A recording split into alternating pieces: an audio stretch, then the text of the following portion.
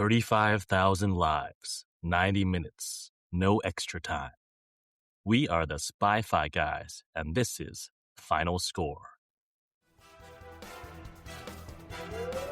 Welcome to the Spy-Fi guys.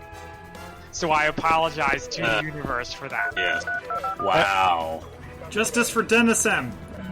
Is it though? I laughed and then I hated myself for laughing.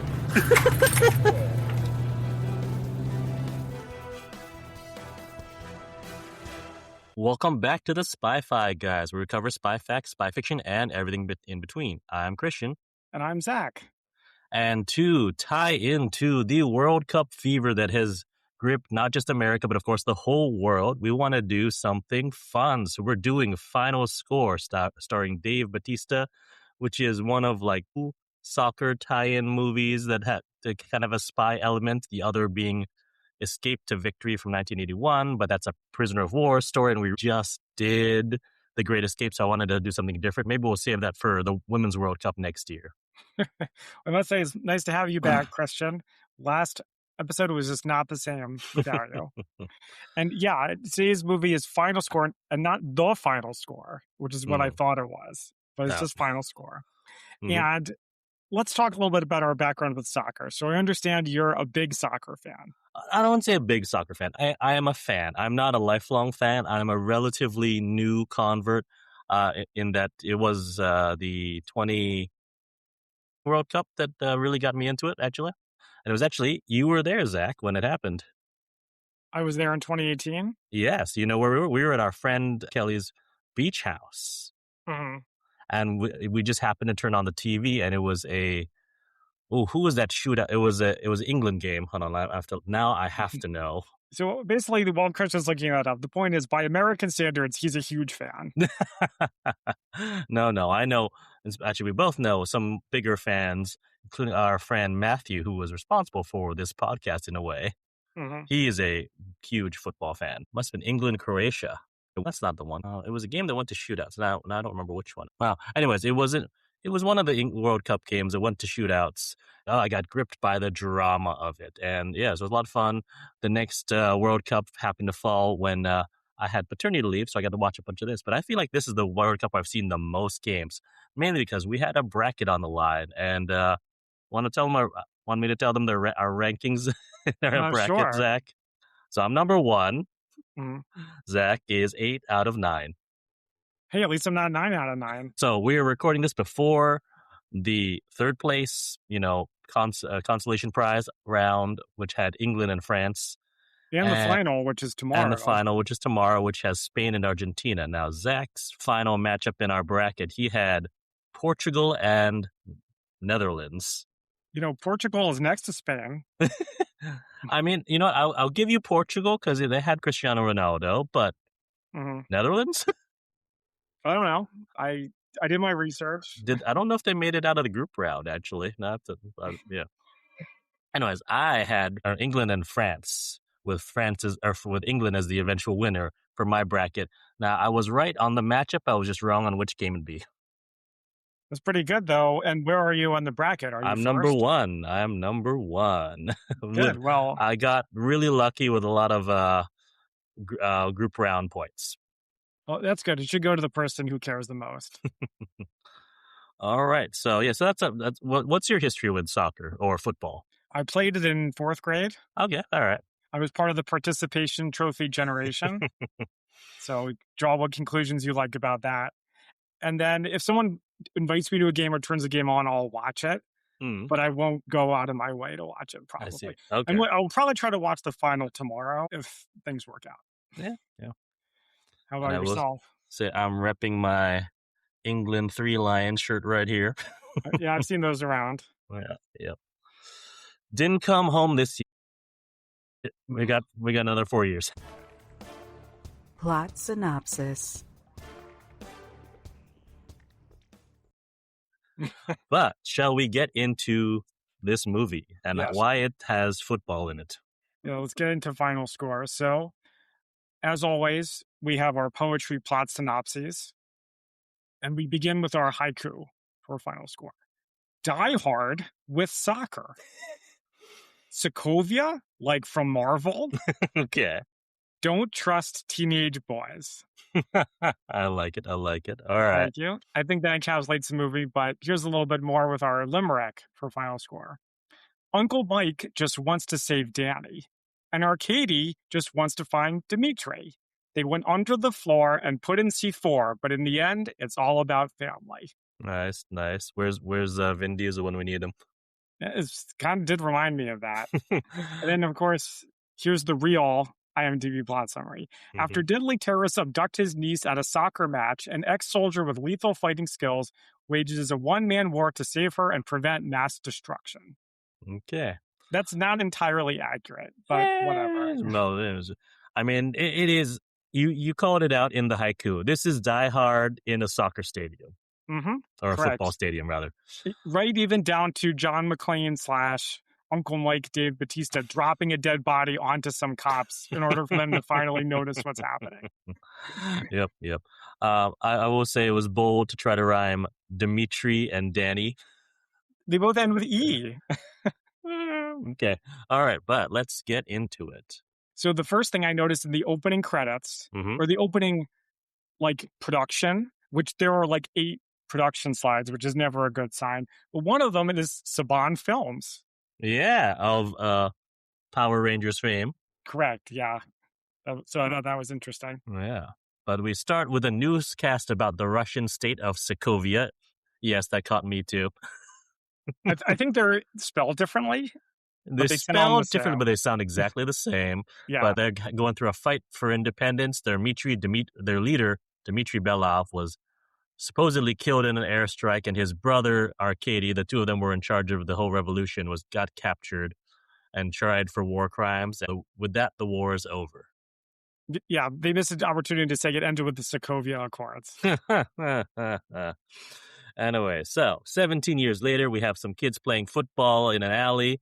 Someone bursts out of a nearby building, and they're chased by a big thug, and they almost escape, but then they're hit by a van, and this guy gets tortured, and we see Arcady's there, and he's like, I want to know where he is. So Arcady was played by Ray Stevenson. The late, great Ray Stevenson. Yeah, I was going to say, didn't he die? When was this? Oh, 2018. This is 2018. This is a while ago. And it was set, I think, in 2016. And I will explain why later. But yeah, we cut over to London, where Mike Knox, played by Dave Bautista, arrives. He doesn't like football, calls it soccer. Yeah, there's an exchange in the cab where he says that. And here's something I want you international travelers to try for yourself, okay? Sure. If a cab driver or a bartender or a tour guide, whoever, asks you where you're from, try saying from the States, like Mike does in this movie. I will bet you a decent amount of money that they will not just let that go. They will always follow up by saying, where in the States? Try it for yourself. Okay.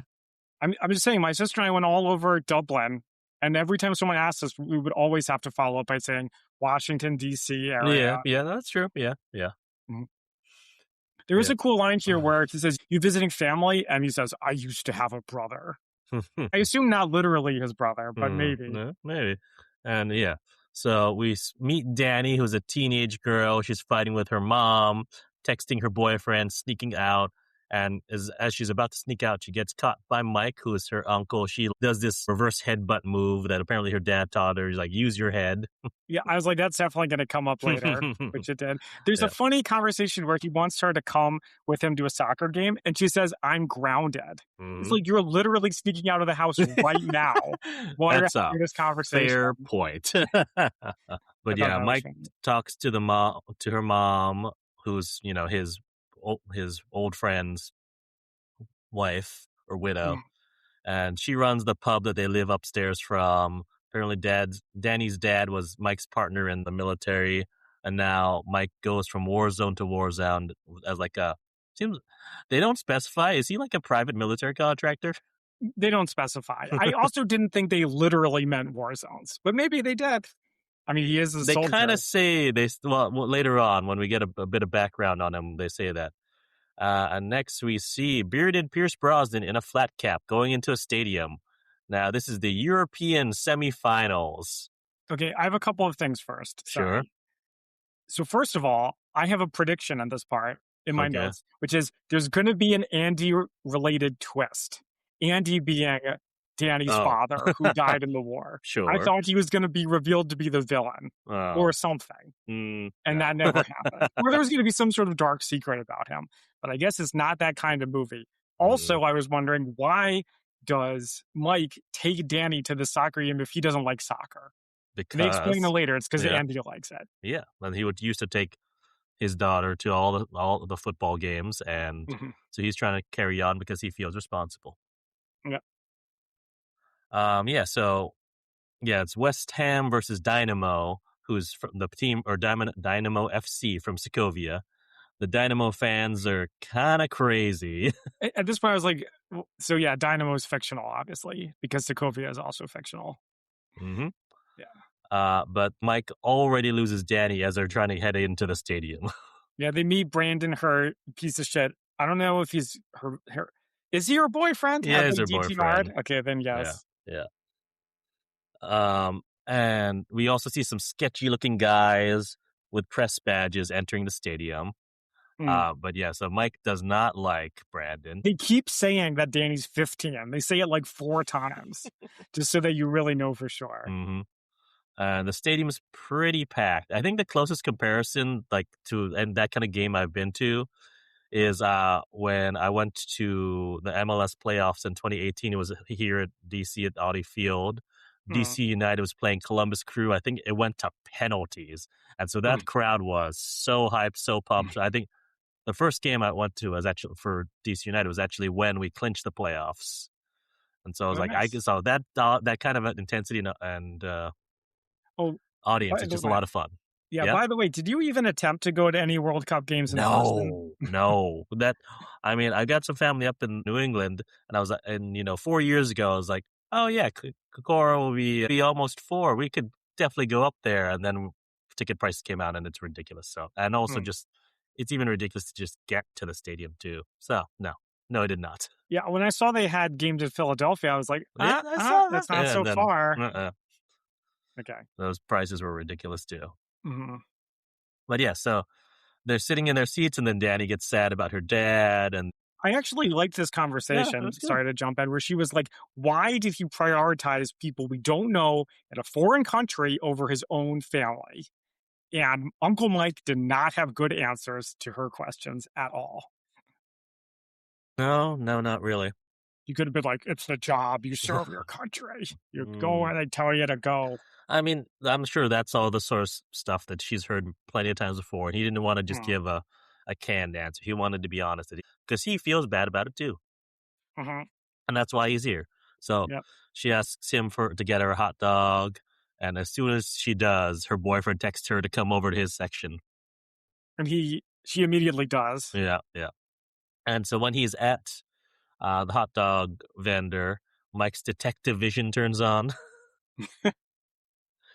where he sees the Russian prison tats on someone who's badging into like a private box, Mm. and that I guy. actually like this part because from what I know of people who serve overseas, Oh yeah, they're always in a hyper state of Mhm. focus, especially Yeah. when they just come back. yeah. So that guy hacks into the CCTV. I don't remember what his name. I keep calling him Arcades IT guy. Well, it's funny. The computer literally says mainframe on the screen. I found that very amusing. So they go into the control room, black out the entire stadium, and he rewinds the CCTV for a few minutes so that his people can come in. Mm-hmm. And everyone thinks it's a power surge. Here's a question for you. They're going to control the entire control room. Mm. Why back up the film? I don't know. That's a good question. Maybe they thought someone was going to spot them before they were able to take over the control room. Maybe. Which really is giving those soccer security officials a lot of credit. They've got to control 35,000 lives every Saturday, Sunday, etc. So I think they've got to have it on lockdown. But yeah, so the Russian baddies Sokovian baddies get ready to infiltrate. There's one crazy Sokovian girl, Tatiana. I love that she's named Tatiana. I always associate the name with strippers. I don't know why. I associate it with From Russia with Love. So. Oh, okay. Well, that's pretty different. Yeah. Yeah. And I knew a Tatiana once.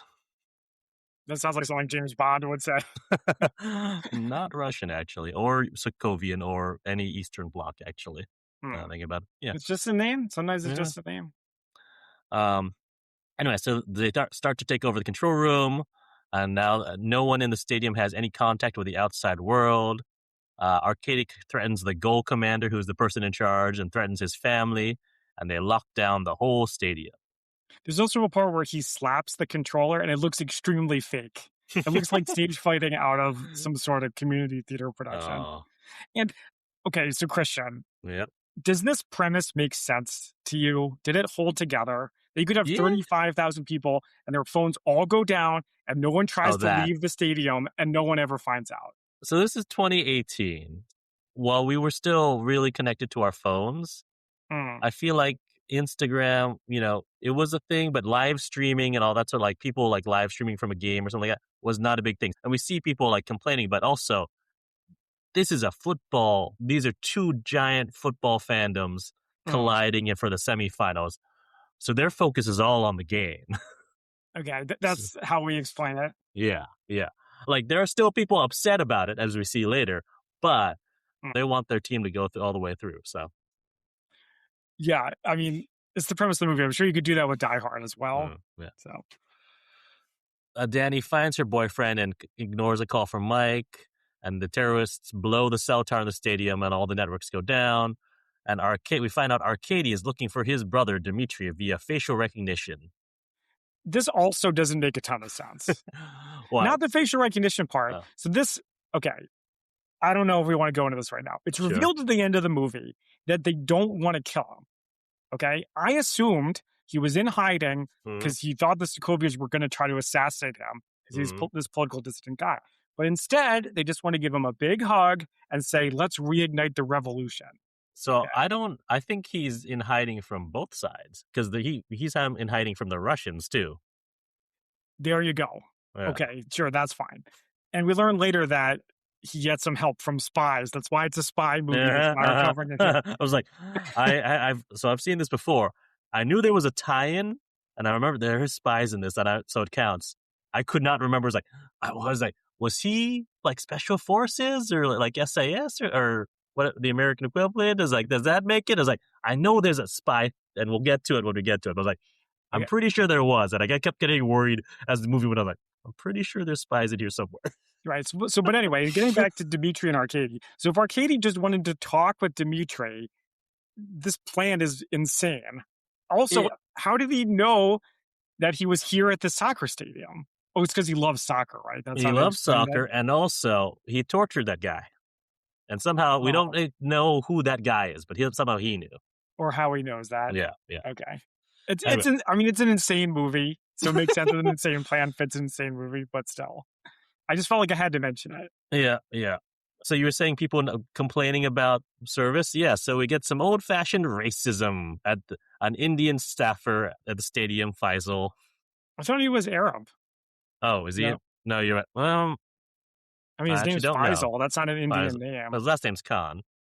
I mean, maybe he's probably Pakistani because it's Britain. That's we have that. Mm-hmm. Obviously, that's shitty. But then later, the old lady that is abusing him leaves, and he starts yelling at her, "This is emotional terrorism, and you're don't yell about terrorism in the middle of a crowded soccer stadium. What's wrong with you?" Right.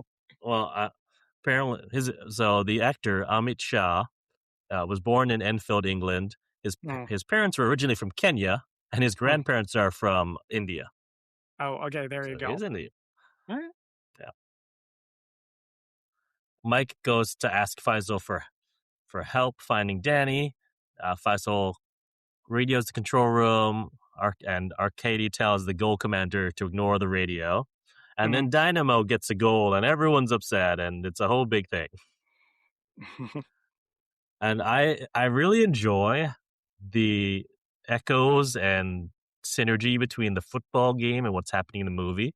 Yeah, they don't sustain that for the whole movie. In the last part of the movie, they really go for it. Yeah, well, in the last part, when they go into the final score. Yeah. And there's... Hey, that's the name of the movie. So Faisal takes Mike up to the control room, and the goon is about to refuse him entry when Mike intimidates him and then lets them in the elevator to go up. And then Winter Soldier style elevator fight. Well, yeah, I like all this stuff before where he's like, Ron's sick today. And Faisal's like, okay, dude, whatever. And then Mike sees the badge. And it was Ron's badge. Yep. So yeah, we get our first fight. There's some blood spray. The movie's kind of violent, more than I was expecting. And it's also rated R, isn't it? I have no idea, actually. Yeah, let me see. I think there's a lot of swearing. Oh, yeah, there is. Yes, it's probably rated R. Yep. So, what my big takeaway from this movie, Christian? What's that? This fight in the elevator and then the next one in the kitchen made me think Dave Bautista should have played Wolverine. He's too big. But he's short. He's like a little meatball that crashes into people. Dave Bautista's like 6-something. But he looks short in this movie. Does he? He does not look short. No. You don't think so? Okay. And there's a reason I say that specifically, and when we get to that scene. Oh, okay. But he does crash into people. You have to admit that that's true. Yeah, well, that's definitely true. That's definitely true. After the elevator fight where they kill the goon, Faisal's starting to freak out. Mike tells him he's starting to radio out, and Michael tells him to get off the radio. I like this line. He says, I knew I should have taken that job at Arsenal. Yeah, don't steal that. That's a good line, though. Well, who did that remind you of? This is going to be a deep cut from our childhood. Childhood. I knew I should have. Do you remember the kid from the Magic School Bus? No, do you remember the kid from the Magic School Bus who would say, I knew I should have stayed home? You mean today? Arnold? Yeah. There you go. Arnold. Yeah. No. Yes. Yeah. Actually, I just watched some of that. So, yes, that's it. Fresh in my memory. I was like, Yep.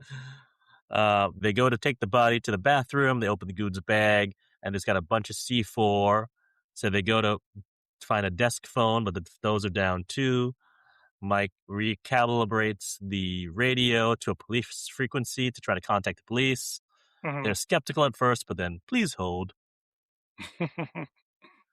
And we get a fancy cello performance where we meet Steed, who's the chief of police for this area.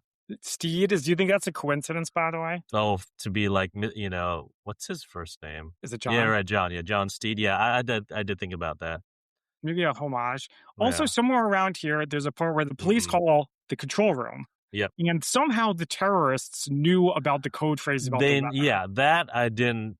Yeah, that was. I like the use of the code phrase. There's no explanation how the Arcady knows that. Maybe the guy they tortured in the beginning knew that. He's like that's a lot to know. He's a soccer stadium security insider. Yeah, no. So Steed informs Mike that prank calls are a criminal offense and blocks the channel. And then Tatiana calls for a check-in from all the goons. And I like here, Mike is marking how many men they have by how many people she calls. Didn't they do this in Die Hard as well? I don't remember. Or there's some other action movie where the guy like makes marks on probably. his arm. And I feel like I've said this before, but I've actually never seen Die Hard. Yeah, it's a good movie. It holds up pretty well. Yeah. Maybe this Christmas I'll watch it for the first time, since it's a Christmas movie. Yeah, that's what people say. They're trying to be funny. It got old like kind of a long time ago, but it's not going to stop. Anyway, so Andre, who's the guy that they killed, doesn't check in, and Mike tries to fake it, but they quickly realize no, that's not Andre. And so Mike and Faisal make a run for it. They use Ron's key card, but Arcady and his IT guy are able to track Ron's key card. And they lock down the key card and get them trapped in a kitchen. Yeah. And then there's another Die Hard reference where they have a conversation with the hero, or the villain and the hero have a conversation over the radio. Yeah, and Arcady is on the radio, wants them to surrender. Mike decides he's going to put Faisal into the dumbwaiter to get him out of there. Gives him a picture of Danny so he can find her. And then Mike takes out the two goons who are sent to get him in the kitchen with this really good fight. I love a good kitchen fight. Even though it was pretty violent. It had fingers in off. Deep fryers, gas explosions, classic frying pan. He fights this one enormous guy, like this huge dude. He looks like a video game boss.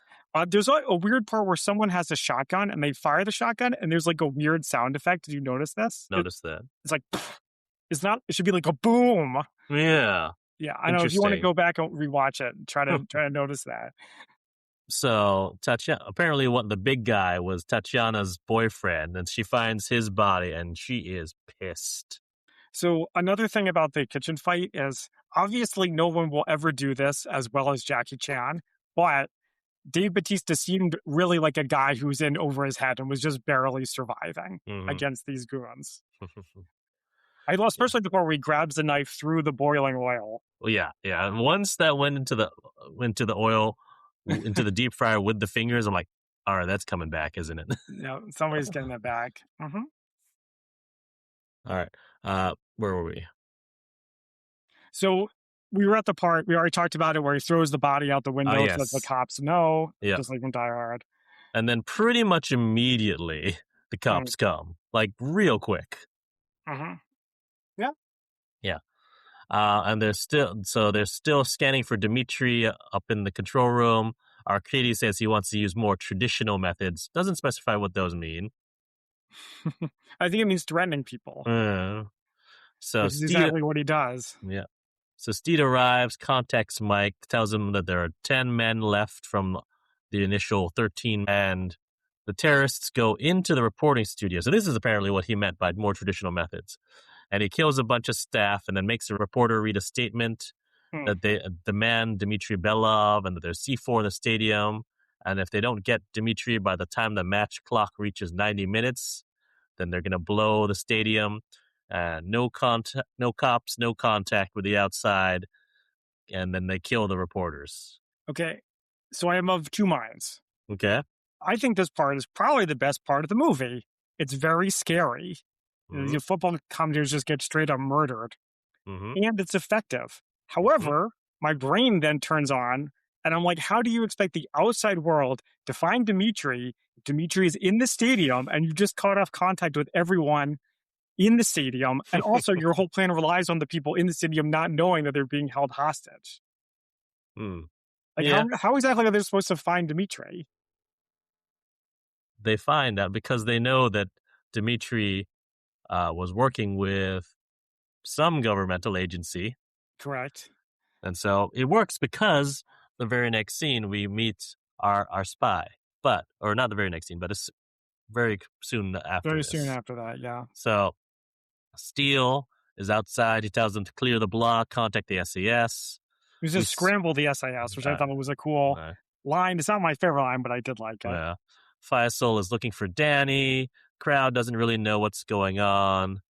Danny's boyfriend is trying to get in her pants and is trying to get her drunk with this, bottle of liquor. And then she grabs it, takes a huge swig of it and says, I'm a pub kid. I've got high tolerance. So you're not going to get me drunk to take advantage of me. I wonder how he was able to get that bottle of liquor into the stadium. It was pretty impressive. So Arcady is looking at Mike on CCTV and he's looking for something to use against him. Just like in Die Hard. Okay, I'm going to stop. That's it. That's probably enough. I mean, we called it out of the top. It's Die Hard in a football stadium. So Steele contacts Arcady and he starts the usual by-the-book hostage negotiation techniques. And wants some hostages released. And Arcady goes down all right, this is, if we go down this path, this is exactly what I'm going to do. I'm going to pretend to release the hostage and kill them right in front of you. And then you will be back here at square one. Right. And Steele is like, we just looked it up and Dmitry Belov is dead. And Arcady's like, all right, so I'm working with someone stupider than I am. Don't call back until you've caught up. Nice. Yeah, this guy's a good villain. He knows what's going on. Yeah, and apparently the SAS are 5 minutes out. And we see that Agent Cho has been sent over with orders from the top. Correct. Agent Cho with an ambiguous accent. You don't know what country he's from. I was wondering about that, and we'll get to it at a later point of what country he's supposed to be representing. I assumed the United States. I, at first, just assumed MI6 or MI5 for that matter, since we're in the UK. And so he's played by a Hong Kong actor, so I wasn't sure what accent he was supposed to be having. I just kind of accepted it as a Hong Kong... Hi, puppy. Go on. Sorry. I just assumed it as a Hong Kong accent. Maybe he was from Hong Kong, but came over to the UK now and he works for British intelligence. I think that works. Yeah. But then later on, it plays out differently. So I'm like, maybe he is supposed to be CIA. Mhm. So Cho wants to see the body, and he realizes it's Anton Ivanov. And Cho briefs steel on Dmitry and Arkady Belov. Apparently, the revolution was out of control. They were killing more than it was saving. So he contacted Cho's people, and they faked his death and gave him plastic surgery to look like Pierce Brosnan. Yep. And without Dmitry, the whole revolution failed. If Dmitry is killed on TV, it would destabilize the entire Sokovia region and even more worse. Okay, so we got multiple people coming together with different agendas, though it doesn't quite follow through. No, I guess it does follow through well enough, yeah. So Arcadie's IT found out Mike's background and Danny's background, and this is where we get the ex-soldier, but he goes from war zone to war zone. So this, I kind of assume he's like private military contractor or something. Okay, that's reasonable. So. Yeah. And Danny's got like a bunch of arrests for underage drinking and other stuff. I forget what else. Yeah. Grew up on the wrong side of the tracks. Yeah. So Danny is trying to get away from her boyfriend, and she punches him and knees him in the groin and gets away. And then Arcady has an announcement over the speakers for Danny to come to Gate 8. And we see that there's 2 minutes of extra time at the half. This part is great. It makes sense that he would try to do that. And it makes sense that she would follow it. Because why else would she suspect something's wrong? She probably just thought Uncle Mike was trying to catch up with her again. And there's really good tension where they're both trying to get to Gate 8 before she does. So Mike realizes the trap. He tells Faisal to try to find her. Mike then sees Danny from afar and tries to get to her. And then Arcady sees Mike going to Danny and has the Gold Commander send his officers to go after Mike. And they take him down right as he's about to get to Danny. Right. But he fights a bunch of cops at this part. Yeah. And then they forget that the cops are looking for him after this part. It never comes up again. Well, yeah. But I still appreciate the smart bad guys who know what their resources are and then use them. And so Arcady's men who are in orange vests are right about to grab Danny when West Ham scores. Woo! Yeah. And Faisal uses the distraction of all the supporters because they're right near the supporter section. And they've got a giant West Ham flag, which begs the question of, all right, people under the flag, how do they see the game? I don't think it stays there forever and ever. I don't know. It seemed to be out like most of the time. But anyways, so they're carrying that big flag. And so Faisal uses that distraction to grab Danny and bring her under the big flag and then get away. And it's halftime. And I like that they're using the game. They're using it. All right. They were down 1, but now they've equalized because they've got Danny back. Yeah, that's true. That's an interesting point. Also, should we talk about they use it looks like stock footage of players. That's not stock footage. Or maybe it's used to look like a stock footage. Maybe. But it's not. You know what I mean? No. So, and I was going to say this for Spy's Fiction, but they actually did get some former West Ham players, apparently Tony Cote and Rufus Brevet, to make some cameos. And I know, they did film actually at that stadium. No, I mean, you could tell. Yeah. So I believe that they actually did have a real game going on. And let's see, where were we? I also have the superintendent dies. Oh, yes. The Gold Commander dies. Yeah. And Faisal brings Danny to Mike, and Mike has Faisal try to find a way to get out, and they're about to use these turnstiles and use a trick to get them open, but they notice there's a trigger on top of them that leads to the C4. Right. So thousands of people are at risk now. Yeah. And Mike calls Steed and gets online with the SAS, and apparently they're rigged to blow if they're tampered with, so they need the remote switch that Arcady has. So now we've got a MacGuffin. Yeah, besides Dmitry, who's like a human MacGuffin. Everybody's fighting over him. But apparently where the C4 is right under the control room, and thousands of people would die from that blast. But Steed is like, wait, why would they put it right under them? They'll die too. And Agent Cho makes an offhand remark that no, he'll use it as a distraction and then escape in the chaos. Yep. Which is exactly what he does later, sort of. So Mike says he's going to try to get to Dimitri before Arcady does, and they're going to get him to the roofs if the SAS can bring a chopper to get Dimitri and Danny. And the chopper will be in position in 12 minutes because I think it'll take 7 minutes to get Dimitri and 5 to get him out. Yeah, because that's exactly how it's going to work. They're so British, right? Everything's on a schedule. So the control room spots Mike, and they figure out that he's going after Dimitri, so they send everyone. Mike grabs a motorcycle from one of the garages. Well, it's a motorcycle that the terrorists used to get in. Oh, is that what it was? Okay, I was trying to figure out where they were from. Yeah, it's a setup, but it's a good setup and a payoff. Yeah. And they go after him. Faisal's directing him via radio. I got some real like Ethan Hunt Benji vibes here. So for the most part, except for stunts like this and when he jumps off of stuff and when he falls off of stuff, I like how he mostly does things that are plausible. Mostly. It's not plausible to ride a motorcycle inside of a without crashing. He's a private military contractor, action hero. Huh. This is the first time we've had like a private military contractor as like a hero. Probably, but there's a lot of movies that have that. And I'm just like I feel like usually they're like villains are not as good as regular just military. What about the Soldier of Fortune series? I don't know. There's some. Here we get some more the commentary overlaying is like perfectly timed to what's going on with Mike, which is great. Right. He apparently was supposed to go downstairs, but he actually went upstairs. So now he has to do a 60-foot drop from the roof. And as this is happening, West Ham is taking a corner, and they use that commentary right as they take the corner, and he jumps off, and it's great. I love it. Yeah, that's your favorite part. Well, I just love the time. Like okay, you're using the setting that you've set up, and don't just say, "All right, it's here."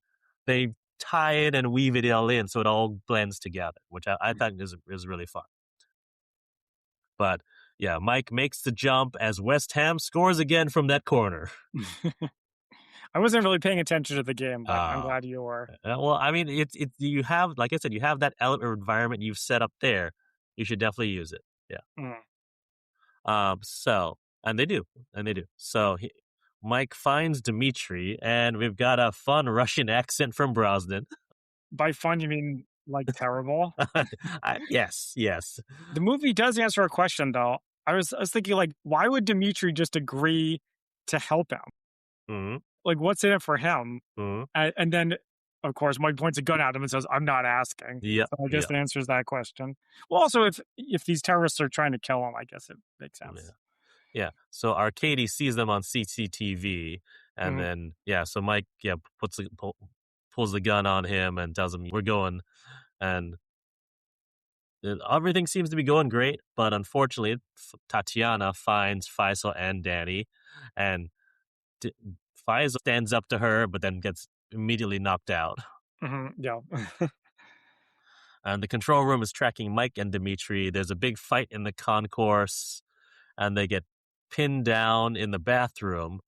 And Mike remembers that he has C4 in his pocket from Andre, and puts the C4 he has on top of his cell phone, and then throws it at the goons, and then shoots the phone so that the phone can act as a trigger for the C4. This is a little implausible. Yeah.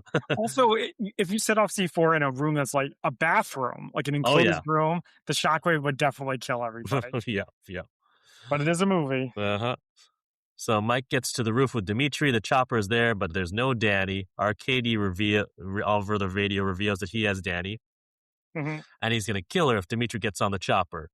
Agent Cho is in the chopper. They see that he's not going to give him Dimitri, so he orders the SAS to kill Dimitri while they still have a chance, because he cannot fall into Arcady's hands. Steele tries to belay Cho's order, but apparently Cho has jurisdiction? Well, there's some pretty terrible acting where they yell at each other about who has jurisdiction. Yeah. I should write this part down, the dialogue. Yeah. Oh, also, they do hand slicing. They talk like this. I think Agent Cho does this. So the SAS fire, but Mike saves him, And Arcadie's goons, shoot at the chopper, so they leave the stadium. This part was pretty sweet, right? And The this is where I'm SAS like, and- realize, is Cho supposed to be American? Well, yeah, at this point, we're sort of beyond that. Yeah. But I like the two sides firing at each other. And my note here is like, well, okay, just bring Arcadie Dimitri. Like, who cares? Wait, what do you mean? Kill everybody? Bring him to because he'll probably still kill everybody. Yeah, this is going to happen either way. You might have a chance.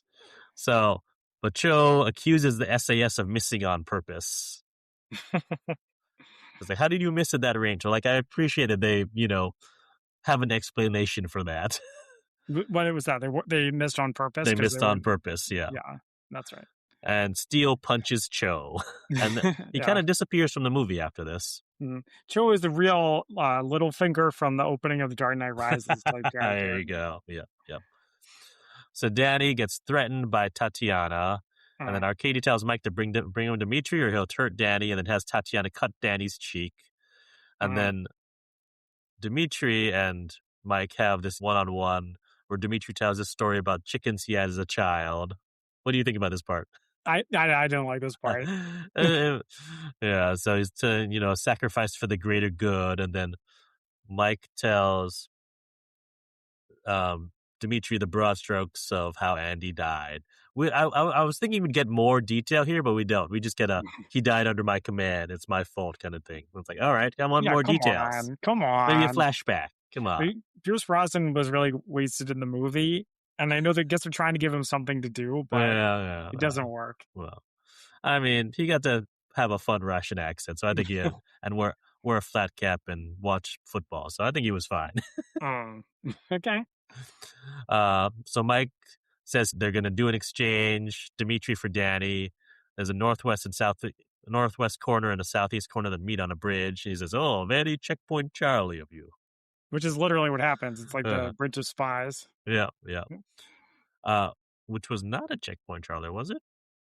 That's a different Bridge of Spies? No, it was somewhere else. Yeah. But they do the walk. They do the walk, yes. Bridge of Spies. So there's 15 minutes left in the match. So Danny gets sent across first. This is where she has a better understanding of what happened to her father, and she's not going to go if it's at the expense of all the people in the stadium. But then Arcadie, and there's a really touching moment, and then Arcadie shoots a gun right next to her ear, and she's like, okay, I'm going. Yeah, now she's deaf.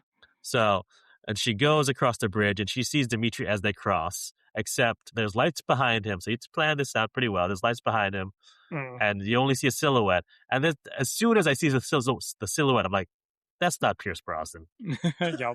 And his own brother doesn't recognize him. Too big. He is way too big to be Pierce Brosnan. Like, yeah. Brosnan's tall, but he's not that tall, and he's not that beefy. But it's definitely Mike wearing Dimitri's hat and jacket. And so I wondered, like, why did Mike do this? I guess, like we'd said, like, if he gets Dimitri, he'll just kill everybody. Mm-hmm. So maybe he has a fighting chance. He can, like, surprise them. Yeah. It's all the element of surprise. And also, once they meet up, he has Danny run to Dimitri on the other end, and then the chopper comes back and takes out a bunch of Arcadie's men. So I was like, oh, I did not remember this. That was a nice surprise. Yeah, there's a couple of twists and turns in the movie, but why didn't Arcadie hit the switch on his wrist? Well, we find out why. Okay, well, why don't you just tell me why? Because there is no dead man switch. Okay, it's not true. No. So we'll get to that in a very quickly. So Arcadie and Mike have this big fight, and Mike gets the kill switch away from him. And then Tatiana tags in, and then Mike falls off the roof, but grabs onto the West Ham banner. I liked it when he's screaming when he falls. In my memory, I was like, and this is where a bunch of people actually realize what's going on, but apparently no, they just see someone fall off the building and don't look up. Well, those soccer matches can get kind of crazy. It's true. It's 15 minutes left. And then Tatiana finds so he swings across to the Jumbotron. Tatiana finds her way over. They have a big fight. They both fall off the Jumbotron, but Tatiana dies. And then he looks in his hand and unscrews what he thought was a kill switch, but there's nothing there.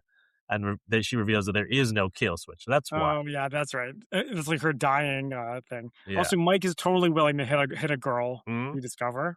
Well, I mean, like, crazy Sokovian girl who's gonna kill you. Yeah, sure. But just when you think things are going great again, Dimitri and Danny get captured by one of Arcadia's goons. I think it's his last one left, his IT guy. Yep, the last one. Yeah. And they brought to the control room where Arcady says he's actually not going to kill Dimitri. This is what we were talking about. He's going to use him to restart the revolution. And Dimitri says he'll do anything to save his country. And Arcady says, all right, prove it. Kill the girl. So he gives him a gun. And instead, and he starts pointing at Danny, and instead decides, I'm going to kill myself because then you can't use me. Why not kill Arcady?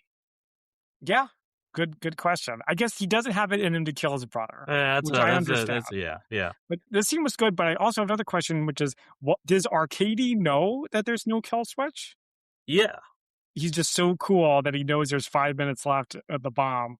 And, he's just taking his time. He's not in a hurry. Yeah. And then in rage, Arcady kills his own tech guy. Yeah. Yep. And I'm still enjoying the commentators' echoes. Faisal and Mike are on the radio. We've got 4 minutes of playtime left. There's no kill switch, and they need to get everyone out of the stands. And so Faisal is trying to get people out. So they just need to evacuate that one section, which is where all of the West Ham supporters are. I don't know. This part goes off the rails completely. Oh, so he decides he's going to pretend to be a terrorist and shout Allah Akbar to get them to move. First of all, they're trying to prevent a panic, I thought. Wouldn't that cause a panic? It would cause a panic to get that. Well, yes, it would. And no. Yes, it would. It obviously would. If they believed him, which they do. And then also, the police don't tackle him. The police don't do anything. They're like a snake where its head cut off with the, no goal commander give them orders, and now they're not doing anything. So none of these thousands and thousands of West Ham people tell a cop this guy is yelling Allahu Akbar, he has a bomb. No. Yeah. They all leave. They all leave this game they all care about. They all, they try to leave. Arcady gets on the Jumbotron. He still has Danny. He says he's going to be a martyr for his cause and runs. Mike sees this happening, runs on the pitch to try to get towards Danny. There's a ticking clock. And the C4 blows, destroying the control room. The whole section. The whole thing. Yeah. Arcady and Danny are both seemingly dead. And Steele has the SAS blow the gates to let the people out of the stadium.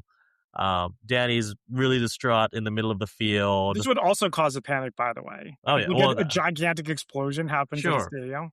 Yeah. I mean, at this point, they're trying to get everyone out. There's sad music. The choral singing. Yeah. You think Danny's dead. Arcady's image is frozen on the Jumbotron.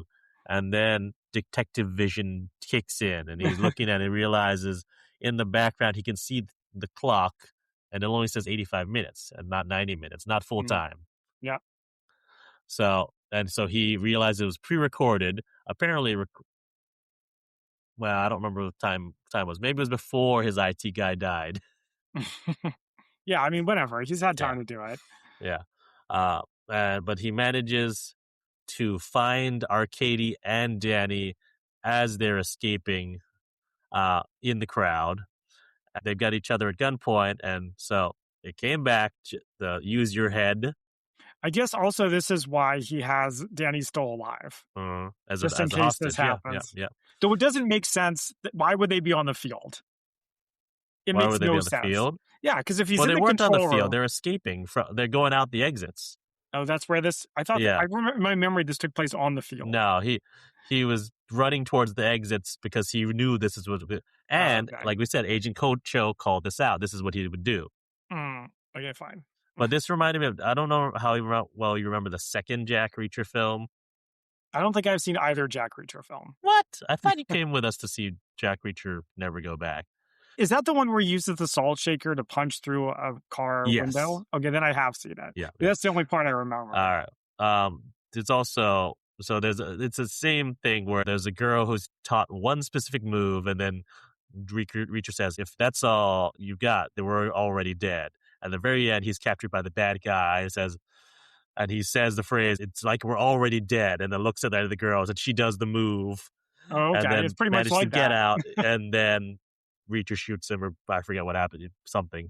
So yeah, so it's the exact same setup. It's like, all right, you've set up the move, now you use it, and then she back headbutts Arcady. Then Mike shoots Arcady in the chest and then in the head. Yep.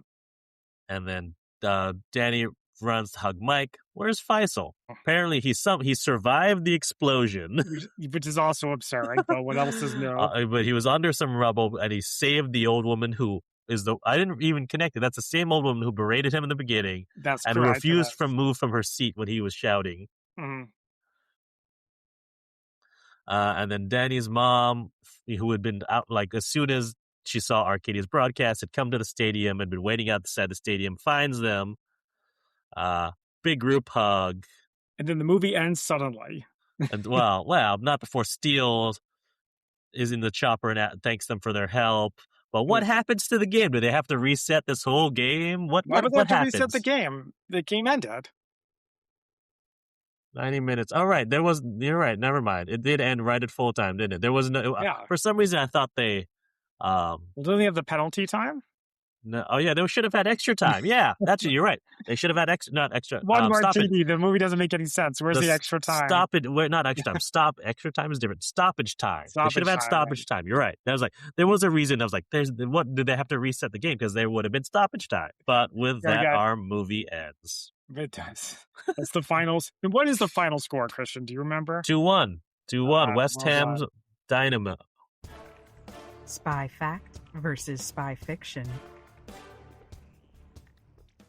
Okay, so now it is time for our spy fact versus fiction. Right. I can go first if you like. How about I'll go first, because I've got more football-related stuff, and yours is probably more spy-related. You're correct. So let's go with the football stuff first. But, well, first of all, we were addressed as Sokovia. Is this in the MCU? Who knows? Maybe. So for those who don't know what we're talking about, Sokovia features in Age of Ultron, but it is also brought up again in Civil War. And it is a state or a nation in the Marvel Cinematic Universe, which is where Wanda and Pietro are from. Correct. Yeah. But let's go to some actual real world stuff. So the Bowling Ground Stadium. This is where... Huh? Sorry, keep going. You were going to do this too? I was going to talk about the Bowling Ground Stadium, yeah. Yeah, so this is where West Ham had played their matches. It was open from 1904 to 2016. And it was replaced by London Stadium in nearby Well, actually, I still play at London Stadium. But West Ham, let's talk about West Ham United FC. That was an interesting choice for the football club to be centered around. Actually, the main reason why it was specifically West Ham is because they were going to demolish the stadium already, and they wanted to make some extra money. So they decided, all right, I think the owner of the club was like, all right, let's have a movie film here. So they set the whole thing around West Ham. Now, West Ham, unfortunately, has had some issues in the last season because they now have been relegated from the Premier League. Oh, yeah. For those of you who have seen Ted Lasso, relegated means you're out of the league, basically. You're brought down to the next tier. Yeah. Champions League. Obviously, as we said, Dynamo FC does not exist because there is no Sokovia. But Dynamo FC does actually there are a bunch of clubs that are named Dynamo FC, including a bunch in Africa, Asia, and Europe. Actually, including multiple in Russia. That's unfortunate because I thought the name Dynamo sounded made up. Well, there's also a couple in America too, Houston Dynamo and Carolina Dynamo, which so that's what I have for that. And then I have Mercury switches. So they mentioned that the C4 is rigged with Mercury switches, and so it's so they can't be tampered with. And so a Mercury switch is an electrical switch that opens and closes a circuit when a small amount of the liquid mercury connects metal electrodes to close the circuit. And so there's several basic designs, but they all share the common design of non-eroding switch contacts. So because of the way that they're set up, that you can't really tamper with them. Yeah, because it's science. And that's what I got for spy fact versus spy fiction. Okay, very nice. So I Googled the phrase goal controller. It doesn't seem Goal to be commander. real. Well, that's the problem. Yeah. Okay. It's and then I looked up C4, but I couldn't really understand how C4 works by Tom Harris. It's basically you need to have a plastic binder material to coat the explosive material, and then you send a circuit through it, as far as I can tell, which is basically what he did. I was trying to look up if you could set one off with a cell phone and a bullet, and now I'm probably on a list somewhere. Uh-oh. I assume no, you cannot. No. That's kind of the whole purpose of C4. But anyway, so something about the Bowling Ground, you said it was demolished in 2016? Or maybe 2018? Well, according to Wikipedia, the last match was on 10 May 2016. Okay, so presumably the movie takes place in 2016. Yeah. Oh, that's why you said yes. Yeah. It kind of has to, doesn't it? Which is interesting because on 22 May 2017, as you may recall, what? Well, go ahead. As you may recall, 22 people were killed and over 1,000 injured in Islamic terrorist suicide bombing at Manchester Arena in Manchester, England. This is the Ariana Grande concert. Yeah, I forgot about that. No, I thought you were gonna. When you started going on, I thought you were gonna be like, "Well, the day of the week doesn't match up for No, I'm what not day that it was." much of a nitpicker. Okay, This isn't a Star Wars movie. And then the other thing it reminded me of, and I'm not going to talk about it too much, was the Grand Mosque seizure. Do you remember that back from when we did Argo? I was just saying that's Argo, right? Yeah. Yeah. So the idea of holding hundreds of people hostage at the same time, but in that case, they were aware of it. So yeah, that's all that I have. Favorite quotes. All right. Should we go into our favorite quotes? Yeah, I can go first. Sure. There's actually some decent dialogue. And there's some good humor, including from Dave Bautista. Like he says, "Oh, I don't come here for you. I just come for the shitty warm pints of beer you serve." And then later, Danny says, "We have good seats." He says, "We can see all the fake injuries from up close." That was one of mine. Yeah. Did I steal that? Yeah. He says, "I saw a guy do it on TV once." I don't remember what it was he was doing. It was though. adjusting the frequency. With like a screwdriver? Yeah. Probably from MacGyver. There's a part I like where Arcady tells his terrorists to look for the Asian. Do you remember that line? That's right. I was like, are they talking about Agent Cho? Oh, they mean Faisal. Yeah, because in the UK, Asian means South Asian. Yeah. Unlike in the United States where it means East Asian. And I will do one more where I think Arcady, I'll give him the last line. He says, "Police are outside, all of them, it would seem." That's pretty good. Good villain line. Yeah. So I've got a few. I think it's either Arcady or Tatiana where they say, "Is he police?" And I was like, "No, police." Oh, someone else. Maybe one of the Russian goes, "Police don't leave dead bodies in toilet cubicle." That's true. They don't. And from Brosnan or Dmitri, when they're cornered in the bathroom, and says, "They have more bullets than you," and then they shoot a bunch. Is it? They really do have more bullets than you. Yeah, even the villains get some good lines. Well, he's not. Would you consider Dmitri a villain? He's like neutral. Yeah. And then I get when Steele punches out Cho. He says, "It's not. This is why I thought Cho was American," because he says all over a soccer game, and he says, "It's not soccer. It's football." Punch. I mean, I think that seems like pretty clear evidence that that's why I was like, is he American? Because he calls it soccer. There it is. So he's CIA. So there we go. I knew there was a reason I thought he was American. Who but an American would call it soccer? Exactly. It's just us. It's really just us. And then another from Steele. He's thanking. It's like the last line of the film. It says, "Do me a favor, Steele. If we reach the final, stay at home."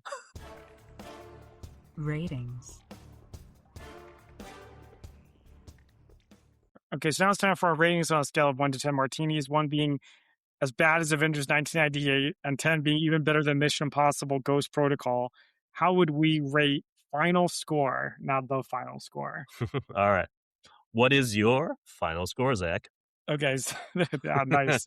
That's awesome. So I wrote down the pros and cons. So the pros is Dave Bautista does a great job. He's a wrecking ball of a human. And most of what he does, maybe 75% of what he does, makes sense and holds together, I think.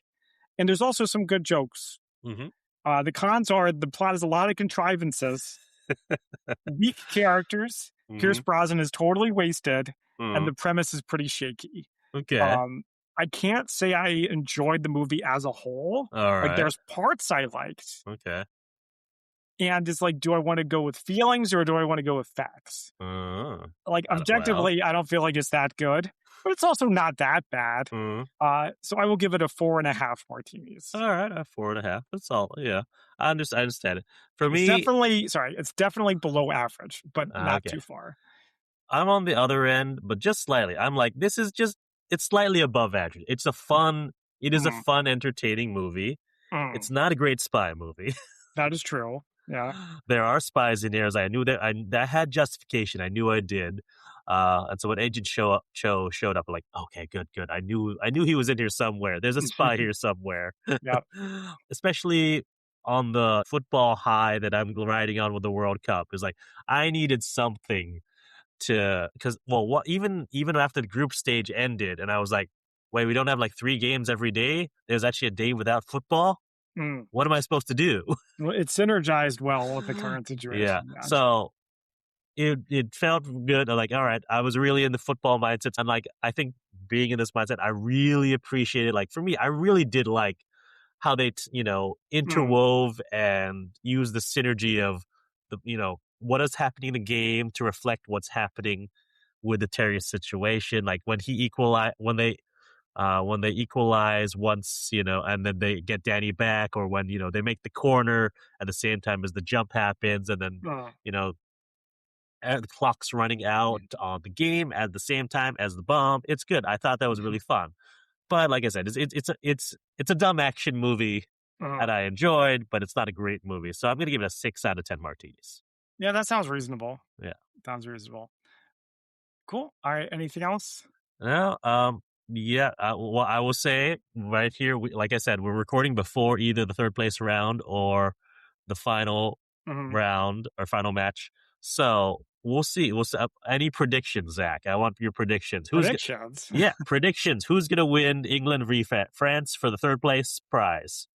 I mean, I don't really know why you're asking me. I have no idea. I am a random person from off the street. Let's talk about England versus France for the third place prize. I guess I will pick England. Okay.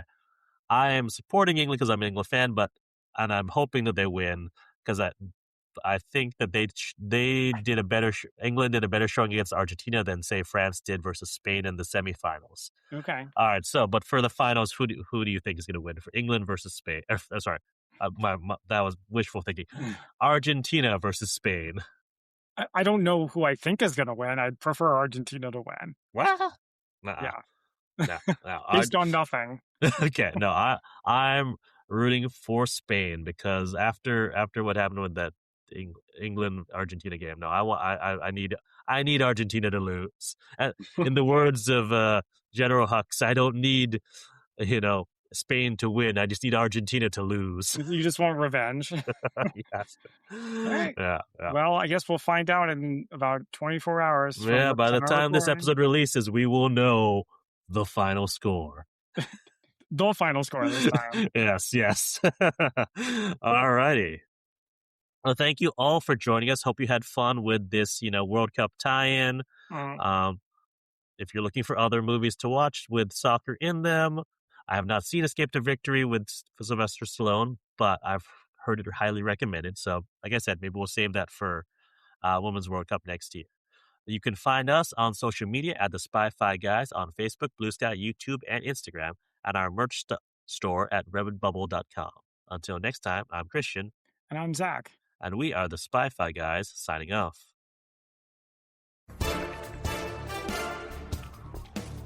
Thank you for listening to the Spy-Fi Guys. If you enjoyed our podcast, please be sure to give us a 5-star rating on iTunes. The theme song from this podcast is Mistake the Getaway by Kevin MacLeod from Incompetech.com. Licensed under Creative Commons by Attribution 3.0. Films, books, and television shows reviewed by our podcast are the intellectual property of their respective copyright holders, and no infringement is intended.